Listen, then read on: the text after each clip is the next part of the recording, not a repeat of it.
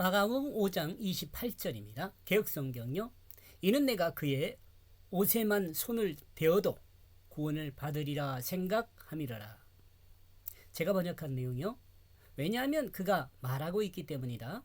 그러므로 내가 만약 붙든다면, 만약 그 자신의 저 옷들이라도 나는 구원받게 될 것이다. 이 여인도 다른 사람들처럼 밀리는 일을 경험했을 것입니다. 그 상태에 있겠죠. 왜냐하면 예수님께 좀 더 가까이 가야 예수님의 옷을 붙잡을 수 있기 때문입니다. 여인은 예수님의 옷을 붙잡을 목적을 가지고 있었습니다. 다른 사람들은 어떤 목적을 가지고 밀리는지 몰라도 이 여인이 밀리는 과정에서 예수님께 접근하려는 뚜렷한 목적이 있었습니다. 왜냐하면 예수님이 말씀하셨기 때문입니다. 그러므로 그녀는 그 말씀을 믿음으로 예수님께 접근하고 있습니다. 구원받을 성도의 마음과 믿음은 이와 같은 것입니다. 이 내용은 예수님이 제자들을 가르치기 위해 진행되는 그 역사적 사실입니다. 이걸 여러분요, 가르치기 위한 그 역사적 사실이라는 걸 우리는 생각해야 돼요. 이 내용을 말하는 것이 예수님의 제자들을 가르치기 위한 목적이 있었다는 거예요. 이러므로 이 현장은 하나님의 그 구속을 역사적 사실로 교육하는 현장입니다. 작은 믿음으로 불안해하는 예수님의 제자들에게 사실을 경험함으로써 믿음으로 그 확신을 가질 수 있도록 교육하는 예수님의 모습입니다.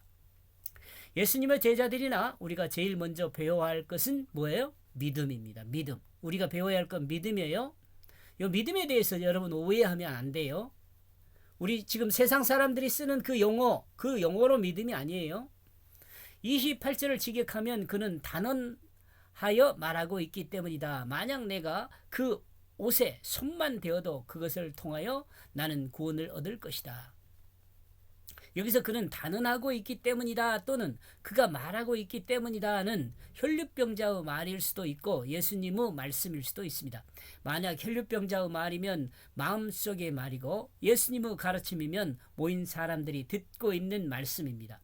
미완료 능동태로 현재 말하는 상태이며 말이 끝나지 않고 진행되고 있기 때문에 예수님의 제자들에게 믿음에 대해서 가르치는 과정이라고 생각해 볼 수도 있습니다.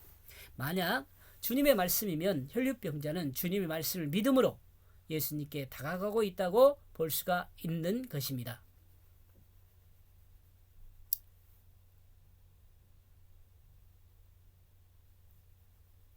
예수님은 이것이 믿음이란 사실을 제자들에게 가르치고 있습니다. 자, 가르치는 내용입니다. 제자들을 가르치고 있는 내용이라고요. 제자들만 가르치는 것이냐? 여기서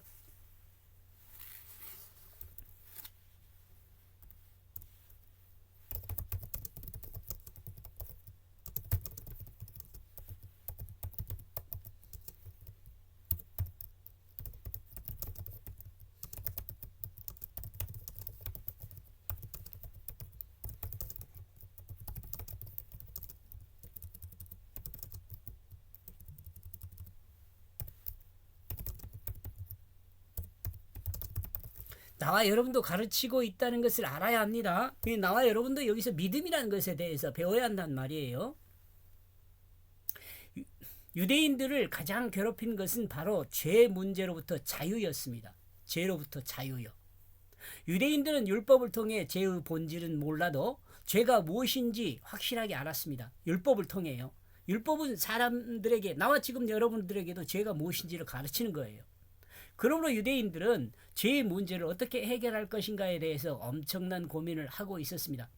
그러나 죄 문제를 해결하는 그 방법을 알지 못했습니다. 이런 이유로 산헤드린 공회 의원이었던 니고데모는 예수님을 찾아와 참으로 영생할 수 있는 길이 어떤 것인지에 대해서 설명을 듣기를 원했습니다. 이에 대한 예수님은 영생하는 길은 거듭남이라고 했습니다. 그러나 이 거듭남에 대한 니고데모는 이해하지 못했습니다. 예수님은 이 거듭남에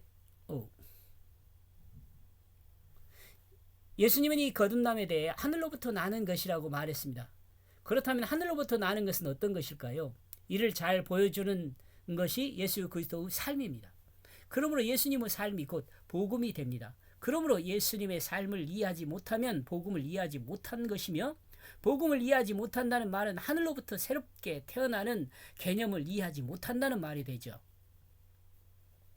예수님을 가장 대표적으로 잘 이해할 수 있는 장치는 하나님이 인간의 몸을 입고 오셨고 이 땅에 오신 성육신입니다.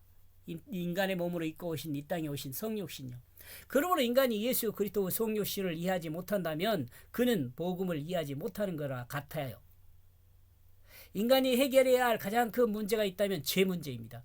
왜냐하면 죽음은 이 죄로 인하여 인류에게 들어왔기 때문에 그렇습니다. 이 죄 문제가 해결되면 인간에게 가장 큰 악이라고 하는 자기 죽음은 있을 수가 없습니다. 인생의 가장 깊은 곳을 아는 사람은 인생의 마지막에 죽음이 딱 입을 벌리고 기다리고 있음을 발견하게 됩니다. 다시요. 인간이 가장 깊은 곳을 아는 사람은 인생의 마지막에 죽음이 딱 입을 벌리고 기다리고 있다는 것을 발견하게 되는 것입니다. 죽음을 아는 거죠. 그러므로 이 죽음을 알게 된 인생은 인생의 허무함을 느낍니다. 인생의 허무함을 느껴요. 좀 이것은 여러분 좀 이해를 좀 해야 할 것 같아요. 여러분이 요 문장을 한번 쫙 더 읽어보고 좀 묵상 조금만 하면 될 것 같아요. 많이 안 해도 금방 이해할 수 있어요. 그러나 그리스도인은 인생이 허무하지 않습니다. 그러나 그리스도인은 인생이 허무하지 않아요. 왜냐하면 인생의 죄 문제를 해결해 줄 구세주를 믿기 때문에 그렇습니다. 이는 하나님의 결심으로 가능해집니다. 이 결심은 은혜예요. 은혜. 하나님의 은혜로 가능해지는 거예요. 하나님의 결심으로 가능해지는 거예요. 만약 하나님이 죄인을 벌하는 것에 대해 돌이키지 않으셨다면 예수 그리스도를 통한 대속의 십자가란 그 역사를 작정하지 않았다면, 반복되는 말입니다. 죄를 돌이키는 것에 대해 죄인을 벌하는 것을 돌이키는 것이 않았다면, 다시 한번 예수 그리스도를 통해 대속의 십자가란 그 역사를 작정하지 않았다면 우리는 모두 지옥불에 영원히 고통 가운데 살게 되었을 것입니다. 근데 지금 하나님께 은혜를 주었잖아요. 예수 그리스도를 통해서 나와 여러분이 구원받을 수 있는 길을 마련하셨어요. 오직 그 한 길이에요. 이러므로 구원받은 인생은 한마디로 말하면 하나님의 은혜되는 것입니다. 은혜로 된 것입니다. 구원받은 인생을 한마디로 말하면 하나님의 은혜로 된 것이라고 말하는 거라 이 말이죠. 이렇게 해서 28절 제가 앞에서 기록한 내용인데요.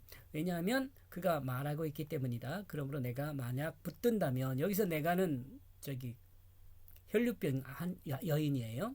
만약 그 자신의 저 옷들이라도 나는 구원받게 될 것이다. 혈류병자는 예수님의 옷을 붙들면 자신이 구원받게 될 것이라는 것을 믿었죠. 여기까지 보겠습니다. 고맙습니다.